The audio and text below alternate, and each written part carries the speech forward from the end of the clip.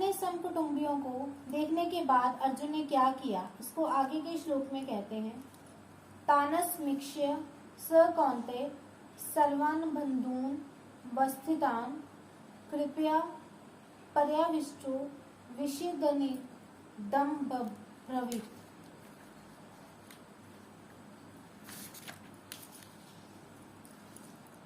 तान् सर्वान् बन्धु स्थितवान् समीक्षे।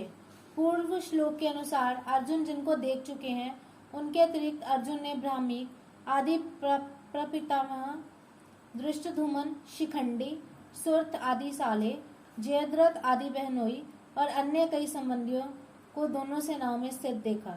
स कौन्तेय कृपया पर्याविशिष्ट। इन पदों में स कौन्तेय कहने का तात्पर्य है कि माता कुंती ने जिनको युद्ध करने के लिए संदेश भेजा था और जिन्होंने शूरवीरता में आकर मेरे साथ दो हाथ करने वाले कौन हैं, ऐसे मुख्य मुख्य योद्धाओं को देखने के लिए भगवान श्री कृष्ण को दोनों सेनाओं के बीच में रथ खड़ा करने की आज्ञा दी थी।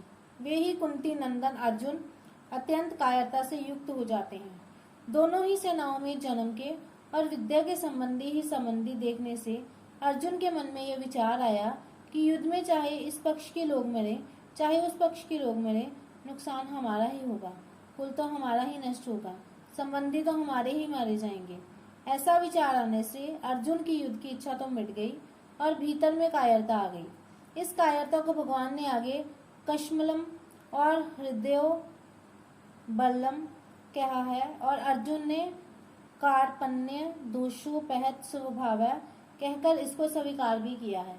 अर्जुन कायरता से आविष्ट हुए हैं, कृपया विष्टय। इससे सिद्ध होता है कि यह कायरता पहले नहीं थी, प्रत्युत अभी आई है, अतः ये आगंतुक दोष है।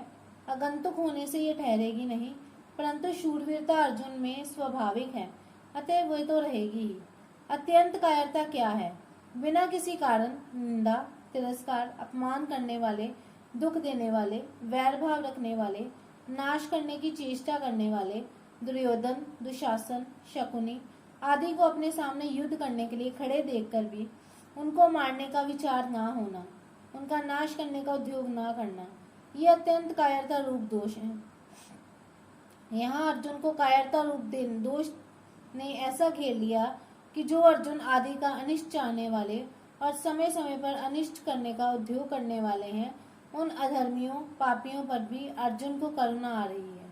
गीता पहले अध्याय का 35वां और 40वां श्लोक। और वे क्षत्रिय के कर्तव्य रूप और धर्म से च्युत हो रहे हैं। विषीदन्नि दं ब्रवीत्। युद्ध के परिणाम में कुटुंब की, कुल की, देश की क्या दशा होगी, इसको लेकर अर्जुन बहुत दुखी हो रहे हैं और इस अवस्था में ये वचन बोलते हैं जिसका वर्णन आगे के श्लोकों में किया गया है।